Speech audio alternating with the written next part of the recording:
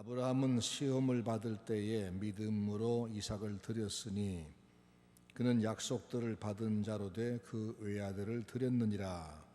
그에게 이미 말씀하시기를 네 자손이라 칭할 자는 이삭으로 말미암으리라 하셨으니 그가 하나님이 능히 이삭을 죽은 자 가운데서 다시 살리실 줄로 생각한지라 비유컨대 그를 죽은 자 가운데서 도로 받은 것이니라.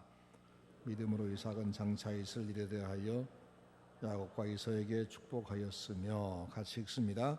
믿음으로 야곱은 죽을 때에 요셉의 각 아들에게 축복하고 그 지팡이 머리에 의지하여 경배하였으며. 아멘. 오늘은 이삭에 관한 마지막 시간입니다. 족장들을 우리가 그 신앙을 돌아보고 있는 중인데, 아브라함에 이어서 이삭의 마지막 시간입니다. 이삭은 어떤 사람인가, 그 일생을 한번 정리해 보겠습니다. 이삭은 180년을 살았습니다.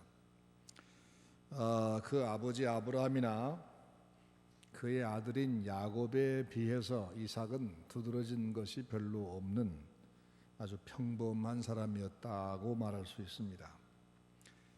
하지만 그가 보통 사람이기 때문에 어쩌면 우리에게 더 친근감이나 관계성을 줄 수가 있습니다.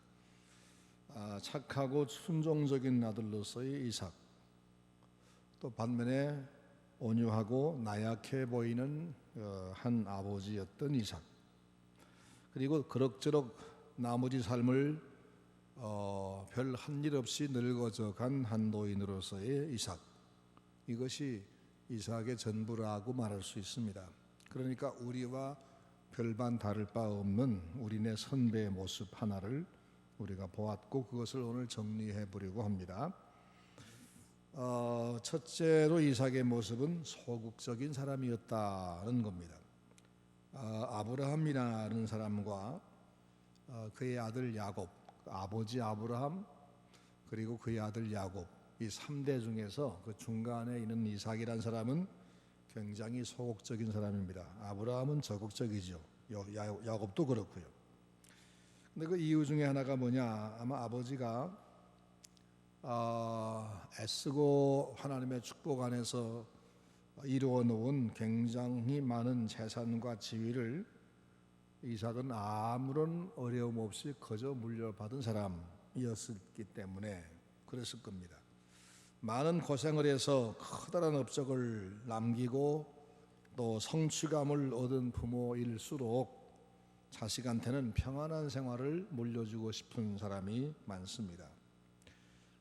그렇게 곱게 자식을 기르게 되면 그 자녀가 고난이 뭔지를 모르게 되고 그런 어려움에 대해서 감당할 어떤 여력이 없습니다. 그래서 그 훌륭한 아버지의 밑에서 곱게 자란 자식은 굉장히 의존적이고 소극적인 모습으로 일생을 살기가 쉽다는 겁니다. 이삭이 그랬습니다. 고난을 잘 모르는 사람, 그리고 아버지가 이루어 놓은 자리에서 그냥 그걸 물려받아 평안하게 살다 간 사람, 이게 바로 이삭이라. 그런데 고난은 이렇게 이삭처럼 준비가 전혀 되지 않은 사람에게도 찾아옵니다. 그래서 우리는 젊은 시절에 고생하는 것이 손해가 아님을 알아야 합니다. 애가 3장 27절 말씀 보면 사람이 젊었을 때 멍에를 매는 것이 좋으니, 그런 말이 있습니다. 우리말로 젊을 때 고생은 사서라도 한다는 말과 통합니다. 젊은 날의 고생이 일생에 얼마나 큰 도움되는가를 우리는 알아야만 됩니다. 모르지 않습니다. 아브라함이나 야곱은 젊은 날에 많은 어려움을 경험했습니다. 폭풍우가 그들을 아주 강하게 만들었습니다. 하지만 반대로 이삭은 젊은 날에 굉장히 순탄했습니다. 이것이 그의 말년을 어렵게 만든 원인이 아니었을까라고 생각합니다.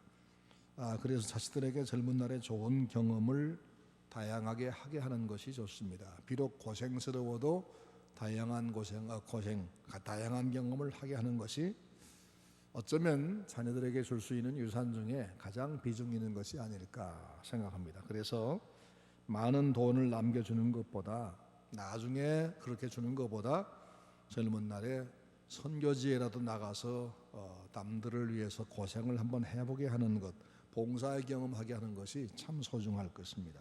그것이 그 자녀의 미래를 든든하게 닦아주는 방법이다라고 생각합니다. 고난 통해서 우리는 이 인생이나 혹은 세상을 다른 각도로 볼 수 있는 눈을 얻게 됩니다. 고난을 모르면 한 방향에서밖에는 보지를 못합니다. 또 고난을 통해서 고난 속에 찾아오시고 고난 속에서 도우시는 하나님, 고난 속에서 당신의 백성을 찾아와 붙드시는 하나님의 손길을 비로소 발견하게 됩니다. 고난이 없으면 하나님의 손길을 보기도 어렵습니다. 또 고난이 인생의 드라마를 만들어냅니다. 그러므로 자녀에게 의미 있는 고난을 마다하지 않도록, 기피하지 않도록 당당히 맞서게 하는 편이 낫습니다. 요즘 아이를 군대에 보내지 않으려고 하는 그런 사람들이 많이 있었습니다. 요즘보다는 전 사람이 더 많은 것 같은데 그게 다 잘하는 것이 아닙니다. 군대 간다고 다 위험합니까? 그렇지가 않습니다. 이삭의 약점은 젊은 날에 고난을 당해본 일이 없다는 것입니다. 그래서 그는 대단히 소극적인 사람이 되었다. 그래서 그의 삶은 칭찬할 만한 점이나 매력적인 점이 별로 없었다. 이게 이제 이삭을 대부분 대충 볼 수 있는 모습입니다.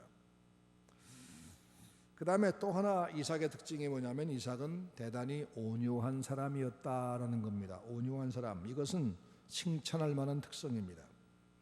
이삭은 대단히 수동적이고 소극적인 삶을 산 것이 맞지만 자기에게 다가오는 많은 사건들을 지혜롭게 넘겼는데 특히 악을 악으로 대하지 아니하고 선으로 대한 그의 모습, 그게 바로 이 이삭의 온유함이었습니다. 그의 배다른 형, 14살이 많은 형 이스마엘이 그를 구박할 때에도 그는 아버지에게 가서 일러버려 가지고 집안을 불안케 하지 않고 그냥 당했습니다. 온유했습니다. 그가 17살쯤 됐을 때 모리아 산으로 아버지가 그를 데려가서 제단 위에 결박해 놓고는 그를 찌르려고 제물로 삼으려고 할 때 그는 세상에 아버지가 이럴 수 있느냐고 고함고함 지르며 반항한 것이 아니라 목을 뒤로 적히고 아버지가 칼로 자기 목을 치기에 좋도록 그렇게 준비하고 대기하고 있었습니다. 참 대단한 사람입니다. 또 아버지가 자기의 신부를 데리러 가는데 부모가 데려다준 신부를 그냥 맞이합니다. 뭐 자기 마음에 드느니 안 드느니 한마디를 한 일이 없습니다. 그대로 받아들여서 평생을 찍소리 없이 잘 삽니다. 역시 온유한 이 이삭의 모습을 잘 보여줍니다. 그는 소극적이긴 했지만 대신 순종 잘했고 성품이 참 온유했습니다. 특별히 아비멜렉이라는 이 블레셋 왕과의 사이에서 벌어진 싸움, 이삭이 우물을 파면 아비멜렉은 빼앗고 이삭이 피해서 또 파면 또 빼앗는 이런 과정에서 이삭은 한 번도 대들고 싸운 적 없이 우물을 다 내주고 피하고 정말로 온유했는데 그는 문제가 생길 때 자기 권리를 주장하며 싸운 사람이 아니라 그만 포기하고 떠났습니다. 피했습니다. 근데 그것 때문에 이삭이 정말 영영 밀려서 코너로 몰려가지고 제 자리 하나 얻지 못했느냐? 아닙니다. 도리어 아비멜렉이 찾아와서 용서를 빌고 너와 나와 이제 화친을 성하고 네가 나를 좀 보호해달라, 이렇게 이삭이 승리를 거두었습니다. 만약에 이삭이 하나님이 돌보지 않는 사람이라면 그는 밀리고 끝났을 겁니다만은 이삭은 하나님이 언약한 사람, 네가 어디로 가든지 내가 너와 함께하며 너를 지켜, 내가 너와 함께하며 너를 지켜서 너를 내가 네게 복준 땅으로, 내가 네게 허락한 땅으로 돌아오게 하겠다, 너는 이 땅의 주인 된다 라고 말씀했던 약속이 있는 사람, 하나님과의 약속이 있는 사람이었습니다. 그래서 그는 밀리고 밀렸지만 양보하고 양보했지만 그게 다 남의 것던 것이 아니고 하나님은 결국 그에게 돌려주었습니다. 이삭만 그러하냐? 우리도 그러하다는 얘기입니다. 우리도 하나님의 약속의 사람이다. 예수 그리스도 통한 어마어마한 약속이 우리에게 있는 사람이다. 그러기에 우리가 남들과 싸우지 않아도 항상 밀리는 것처럼 보여도 내 몫을 내가 못 챙겨가는 것처럼 보여도 그래도 하나님이 결국은 다 우리 것으로 돌려주신다. 그러기에 우리 성도 하나님을 믿는 사람의 성품은 온유해야만 하는 겁니다. 온유한 자가 땅을 차지하리라 성경이 말씀했습니다. 억울한 당할 때 하나님 의지하고 참고 양보하면 하나님은 다른 길, 다른 방법으로 우리의 것을 챙겨주십니다. 이기도록 같습니다. 그래서 성경은 누가 내 겉옷을 빼앗으려고 재판 걸어오거든 속옷도 벗어 주어버리고 재판에 함께 응하지 말아라 말씀했고, 누가 너를 억지로 오리 가자고 잡아 끌거든 심리도 가주어라. 누가 너를 모독하며 오른 뺨 치거든 왼편 뺨도 돌려 대어라. 한없이 온유해라. 그런 말씀. 한없이 온유해라. 근데 그러면 하나님의 사람이 된다. 하나님이 너와 함께한다. 하나님이 너를 승리하게 한다 말씀했는데 이삭이 바로 그 본을 보여주고 있는 겁니다. 이삭은 참으로 온유한 사람이었습니다. 세 번째로 이삭은 기도의 사람이었습니다. 여러분 잘 모르시죠? 이삭이 기도의 사람이었다는 것. 성경은 그런데 그걸 말씀합니다. 특별히 창세기 24장 말씀 보면 재미난 대목이 나오는데, 그때는 무슨 때인가 하면 이삭의 신부감을 구하려고 아브라함의 늙은 종이 떠난 뒤입니다. 지금이 돌아올 때가 거의 다 돼갑니다. 근데 요즘 같으면 좀 이상한 일입니다. 아들의 부인감을 아버지가 가서 골라온 사람도 없습니다. 자기가 골라오는 거지 지금은. 근데 지금 이삭의 경우는 아버지 아브라함이 골라오는 것도 아닙니다. 아브라함이 자기 집에 하인을 시켜서 네가 가서 골라와라 그렇게 명령해서 늙은 종이 갔습니다. 아버지의 취향과 자기 취향이 다를 텐데 심지어 아버지가 직접 간 것도 아니라 종을 시켜서 데려오게 했다. 그런데 이삭이라는 사람은 말도 안 돼요 라고 하지 않고 그냥 집에서 기다리고만 있습니다. 기다리고. 그때 그 이삭이 기다리고 있을 때 그 모습을 창세기 24장 63절에 이렇게 써 있습니다. 이삭이 저물 때 들에 나가 묵상하다가 눈을 들어보매 약대들이 오더라. 들에 나가 묵상하다가 눈을 들어보니까 그때 마침 종이 신부감을 데리고 오는 그 행렬의 낙타가 보였다 그 말입니다. 자, 뭘 하고 있다가? 들에서 묵상을 하다가. 성경에 기도라고 하지 않고 묵상이라고 했습니다. 그가 무슨 묵상했는지 알지 못하지만 아마 추측해 보건대 이랬을 것 같습니다. 내 신부감은 어떻게 생긴 사람일까? 그 여인은 과연 어떤 사람일까? 아무것도 모르겠네. 하나님, 좋은 사람 데려와 주세요. 뭐 그런 정도였겠죠. 이 묵상이라는 단어가 사실은 종교적인 용어입니다. 이것은 하나님과의 관계에서 어떤 인간이 하나님을 향하여 기도하는 심층을 묘사하는 단어입니다. 자기의 힘으로 감당할 수 없는 어떤 문제를 당할 때 하나님 앞에 자기의 마음을 이렇게 표현하는 것. 누구를 데려오든지 아버지가 골라다 주는, 아니 아버지의 종이 아버지의 명을 따라서 데려오는 그 신부를 맞아야만 하는 상황에서 그는 하나님 앞에 비록 저 늙은 종이 데려오지만 나에게 맞는 여인을 좀 데려오게 해주세요. 이런 기도를 하고 있었을 것이 틀림이 없습니다. 이삭이 했던 그 황혼역의 묵상, 그것이 어쩌면 평소의 이삭의 모습이었을 겁니다. 그런 남들과 싸우진 않지만 일만 당하면 그냥 굴러서고 뒤로 빼고 말지만 그때마다 하나님 앞에 조용히 입을 열어 기도했을 겁니다. 그것이 근거 없는 상상이나 비약이 아닌 것은 그 다음에 이어지는 이삭의 여정에서 볼 수 있습니다. 이삭은 규칙적으로 기도한 사람, 그리고 즐겨 하나님 앞에 자기의 속 이야기를 묵상을 통해서 하나님께 드리는 사람이었을 것입니다. 창세기 25장 21절 말씀 보면 이삭이 그 아내가 잉태하지 못함으로 그를 위하여 여호와께 간구하매 여호와께서 그 간구를 들으셨으므로 그 아내 리브가가 잉태하였으니 라고 되어 있습니다. 이삭은 40살에 결혼했어요. 결혼이 늦죠.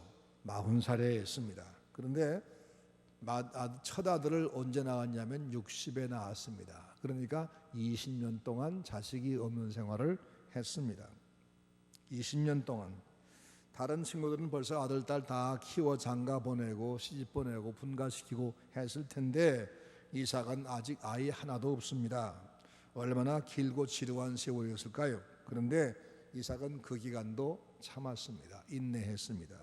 그리고 그 시간 기도했다고 성경은 말씀합니다. 기도했다. 하나님께서 분명히 바닷가의 모래알 같은 후손 주시겠다고 약속한 것을 알고 있습니다. 그리고 그 약속을 이루기 위해서 하나님이 우리 아버지에게 나를 주셨고 나에게도 씨를 주시겠다고 분명히 약속하시고 내 씨에게도 더 많은 씨를 주셔서 수많은 민족을 이룬다고 말씀했는데, 그런데 하나님은 우리 아버지에게 약속한 걸 이루는데 25년씩 걸리셨고 나한테 장가들게 한 뒤에도 지금 20년 동안 자식이 없다. 하나님은 참 일을 더디게 하신다. 그런 생각 들었겠죠? 하나님은 참 일을 더디게 하신다. 하나님하고 일하려면 속 터져 못 견디겠네, 이런 생각 들 수도 있었을 겁니다. 그런데 그 답답한 20년 세월 동안 이삭은 뭘 했느냐? 기도했다는 겁니다. 기도했다. 참으며 기도했다. 성경은 그냥 기도라고 하지 않고 간구라고 했습니다. 그 20년 동안의 기도를 간구라고 했습니다. 얼마나 긴 간구이고 얼마나 고통스러운 간구였을까.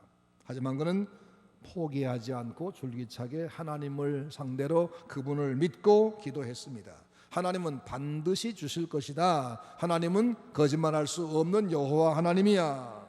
그래서 그는 기도합니다. 그 기도하며 인내하는 20년 동안에 그의 아버지가 기도하다가 지쳐서 했던 실수, 젊은 여자를 보아서 애를 낳는 실수도 이삭은 하지 않습니다. 그런 시도도 하지도 않습니다. 이삭은 그냥 주실 때까지 계속해서 기도하며 기다립니다. 이삭의 생애 중에서 이 모습은 참 아름답습니다. 기도하며 기다린 이삭의 삶. 훌륭하지요? 아무것도 한 것 없어 보여도, 대단한 것 같지 않아 보여도 이삭은 기도하며 기다린 세월을 많이 살았습니다. 그것이 이삭의 특징이고 그것만으로도 이삭은 복을 받을 만했습니다.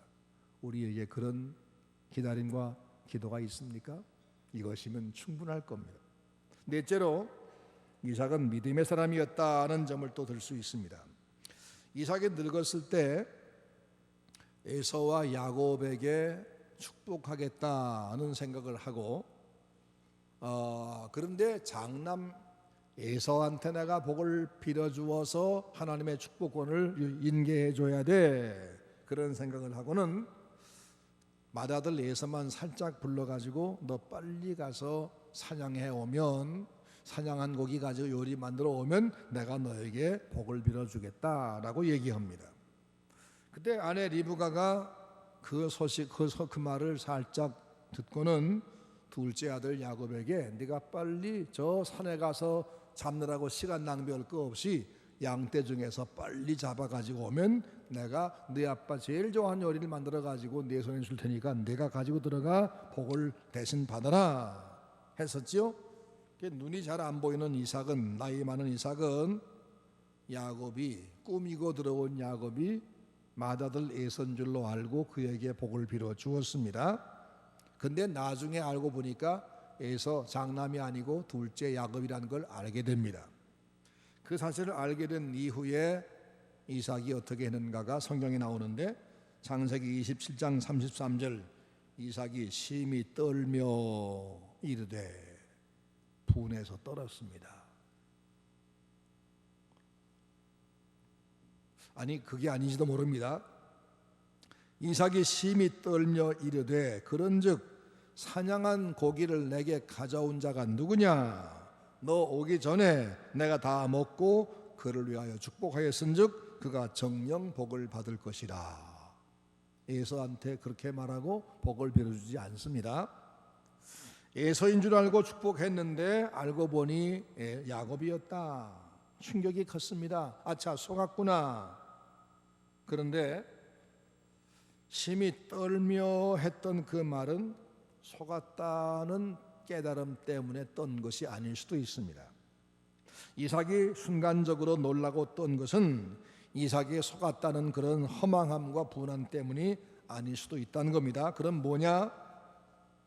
둘째에게 내가 복을 주겠다. 둘째가 큰 사람이 되고 큰 아들이 둘째를 섬긴다. 하나님이 미리미리 그 아이들을 낳기 전부터 말씀한 것을 리브가가 말해주어서 자기도 알고 있었고 기억하고 있었는데 하나님의 뜻이 그런 줄 뻔히 알면서도 그는 사람들의 전통과 관습을 따라서 둘째가 아닌 큰아이에게 복을 빌려고 그렇게 했었는데 그래서 둘째는 들을 기회도 안 주고 장남만 불러가지고 빨리 사냥해 오라 그렇게 했었는데 나는 그렇게 하려고 노력했지만 결국은 하나님의 계획대로 둘째에게 복이 들어가고 말았구나. 이걸 깨닫고 놀랐다 그 말이에요. 그거 놀랐다. 하나님은 참 놀라운 분이구나. 인간이 어떻게 말릴 수가 없구나. 하나님이 정하신 둘째 야곱이 아니라 장남 에서에게 축복하려고 했던 이삭의 행동은 하나님의 뜻을 알면서도 거기에 대한 저항이었을 겁니다. 무시일 수 있습니다. 하나님은 분명히 큰 자가 어린 자를 섬길 것이다 라고 말씀하셨는데 그리고 야곱을 통해서 메시아를 땅에 보내는 것이 하나님 뜻이라고 했는데 그들이 잉태됐을 때 이 계시를 하나님이 했다는 것을 이미 분명히 알았으면서도 불구하고 육신의 생각 때문에 세상의 관습 때문에 큰아들에게 복을 빌어주고 싶었습니다. 그래서 에서에게만 살짝 사냥을 하고 했는데도 불구하고 결과적으로는 하나님의 계획대로 둘째가 복을 받고 마는 걸 보니까 놀랍다 놀랍다. 하나님 하시는 일이 너무나 무섭다. 그래서 떨었을 것이다 라는 겁니다. 그래서 하나님이 참 무섭다. 여러분 만약 우리가 내가 큰아들한테 복을 빌어주고 싶은데 둘째가 가로챘다 그걸 나중에 알았다 할 때 우리가 어떻게 할까요? 나를 속여먹은 저놈 당장에 잡아와라 하고 노발대발하겠죠.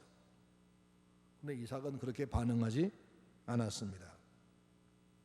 에서가 나중에 와서 분통을 터뜨리면서 아니 나한테는 복을 빌을 게 왜 없습니까? 왜 저놈한테만 복 빌어줍니까? 라고 말할 때 이 이삭이 이렇게 말합니다. 내가 이미 야곱에게 축복했으니 너에게는 빌어줄 복이 없구나. 내가 야곱에게 복을 빌어주었으니 그가 정령 복을 받을 것이라 라고 선언하고 맙니다. 하나님이 하신 일에 대한 승복입니다. 하나님이 그렇게까지 야곱을 쓰시겠다니 내가 그것을 바꿀 수가 없단다. 내 마음은 너에게 향하고 있지만 하나님의 축복을 내가 너에게 줄 수는 없는 일이야. 둘째에게 복을 주어 쓰신다는 하나님 뜻이 이루어졌구나. 그렇다면 그가 복을 받아야 마땅하고 난 더 이상 할 것이 없어. 그렇게 생각하며 이삭은 자기의 생각을 깨끗이 접어버립니다. 깨끗이 접어버립니다. 그게 뭐지요? 믿음이라는 겁니다. 믿음. 우리는 때때로 하나님 뜻을 분명히 알면서도 내 뜻을 포기 못해서 계속적으로 내 생각대로 해보려고 도전을 합니다. 이렇게도 해보고 저렇게 합니다. 하나님 뜻을 나중에 또 알고 깜짝 놀란 뒤에도 내 뜻을 접지 못합니다. 그런데 이삭은 접어버렸습니다. 그게 뭐죠? 믿음이라는 겁니다. 나중에 신약 시대에 와서 히브리 기자가 오늘 본문에서 이 이삭의 일생을 단 한 절로 정리를 했는데, 거기 뭐라고 말씀했느냐? 20절, 믿음으로 이삭은 장차 있을 일에 대하여 야곱과 에서에게 축복하였으며 라고 했습니다. 믿음으로 이삭은 장래를 내다보고 야곱과 에서에게 축복한 사람이다 라고 평가했다 그 말입니다. 만약 제가 이삭의 일생을 정리하는 고난을 맡았다면 그렇게 쓰지 않고 이렇게 썼을지도 모릅니다. 이삭은 처음에는 야곱을 통해서 계승되어야 될 장자의 고난이나 축복을 믿지 않고 자기 마음대로 장남에게 복을 빌려고 했다가 나중에 깨닫고 야곱에게 축복했으며, 그런데 성경은 이런 얘기를 다 생략하고 다 덮어버리고, 그리고는 뭐라 그러냐? 믿음으로 이삭은 야곱과 에서에게 축복했다라고 썼습니다. 이 말은 뭐냐면, 이삭은 처음에는 자기 뜻을 이루려고 발버둥을 쳤지만 하나님이 그렇게 만드시니까 별 수 없이 자기가 덤벼봐야, 자기가 도전해봐야 안 되니까 나중에 승복하고 만 사람에 불과한데, 성경은 그가 마지막에 가서야 승복한 사람이다라고 쓰지 아니하고 그는 믿음으로 야곱에게 축복한 사람이다 이라고 이렇게 씁니다. 다시 말하면 그의 오랜 불신앙을 하나님은 싹 덮어주고 계시다. 그렇죠? 하나님 그의 오랜 불신앙을 싹 덮어 매끈하게 그는 믿음으로 축복한 사람이라고만 정리하고 있습니다. 참 놀라운 일이죠. 여기서 뭘 알 수 있느냐? 우리가 평생토록 예수 믿는다고 하지만 평생토록 하나님에게 대들고 도전한 역사가 대부분입니다. 주일마다 와서 말씀에 내가 복종하겠습니다 라고 하지만 한 주간 돌아가서 또 내 마음대로 뒤집고 다니고 내 마음대로 움직이면서 하나님의 뜻을 어기고 그렇게 살아옵니다. 그런데 우리가 그렇게 살지라도 마지막에 주의 뜻을 깨닫고 받아들이고 순종하면 평생을 하나님을 믿고 산 사람으로 그렇게 간주해 주신다. 지나간 일생을 덮어 마무리해 주신다는 겁니다. 그래서 우리는 감사할 수밖에 없습니다. 하나님의 은혜가. 만약 하나님이 깨우쳐 주시는데도 마지막까지 자기 뜻을 굽히지 않는다면, 이삭이 만약 그랬다면 그 생애가 마지막에 참 비참했을 터인데, 늦은 뒤에지만 하나님 뜻을 정확하게 안다 하면 자기 뜻을 접어버리고 순종한 것, 이것이 참 다행이고 이것이 바로 이삭으로 하여금 순종한 사람이다, 믿음의 사람이었다라고 평가하게 만들었다는 겁니다. 그의 수많은 수동적인 태도에도 불구하고, 자랑할 만한 일이 없는 평범한 사람에도 불구하고 그가 믿음의 사람으로 인정받고 당당히 이 믿음의 조상 명단에 올라간 것은 마지막 순간이나마 하나님의 뜻을 깨닫고 나서 항복하고 받아들인 데 있었다는 겁니다. 하나님은 늦게 눈뜬, 하나님은 늦게 믿음이 생긴 이삭을 책망하고 창피를 주지 아니하셨습니다. 하나님은 그의 거역 같던 그 많은 세월들을 거론하지도 않았습니다. 너 지금 그게 믿는 거냐? 네가 나를 속썩인 세월이 얼마냐? 라고 말씀하지 않고 그 일생을 믿음으로 산 사람이라고 간주해 주셨다는 겁니다. 참으로 감사하죠? 하지만 그가 만약 조금 더 일찍부터 하나님의 뜻을 발견하려고 노력을 하고 발견한 즉시에 순종하려고 자기 생각을 포기하고 순종하는 사람, 그런 사람이었더라면, 아브라함 같은 사람이었으면 얼마나 더 많은 업적을, 얼마나 많은 칭찬거리와 상거리를 만들었을까 하는 겁니다. 지난 이 시간에 말씀드린 대로 두 주 전이죠. 그의 마지막 삶 43년은 성경은 아무 말도 하지 않고 있습니다.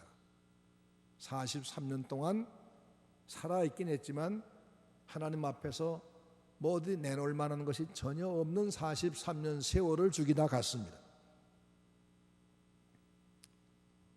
근데 만약 그가 좀 일찍이 하나님 뜻을 알고 하나님의 뜻에 따라 자기 생각을 포기하는 그런 결정을 했었더라면 그 노후 43년이 얼마나 많은 신앙의 간증거리를 만들다 갔을까 하는 겁니다.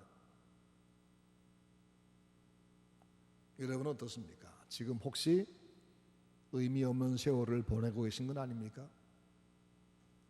신앙의 간증거리를 만들어 본 적이 언제였습니까? 오늘 그저 아무 특징이 없는 평범한 생활을 계속하는 거 아닙니까? 물론 평범한 삶이 무의미한 것만은 아닙니다. 평범한 삶에 하나님이 함께 해주지 않는 것도 아닙니다. 하나님은 특별한 사람인 아브라함의 하나님이시지만 평범한 사람 이삭의 하나님도 되십니다. 따라서 우리가 매일매일 평범한 모습으로 살아갈지라도 하나님이 내 하나님, 나는 하나님의 약속이 내게 주어진 사람, 내 생애를 주님이 주관하신다, 이걸 기억하면서 하나님의 뜻을 알고 나면 내 뜻을 빨리 포기하고 그 하나님의 말씀에 따라서 용기 있게 순종하는 생활을 할 수 있으면, 그러면 우리는 우리의 남은 시간들에 계속적으로 멋있는 하나님의 은혜를 드러내는 그런 간증거리를 만들며 살 수 있을 것입니다. 하나님, 제 삶 속에도 주님의 뜻이 날마다 이루어지기를 원합니다. 제가 비록 평범하지도 못할 만큼 소극적인 인생일지라도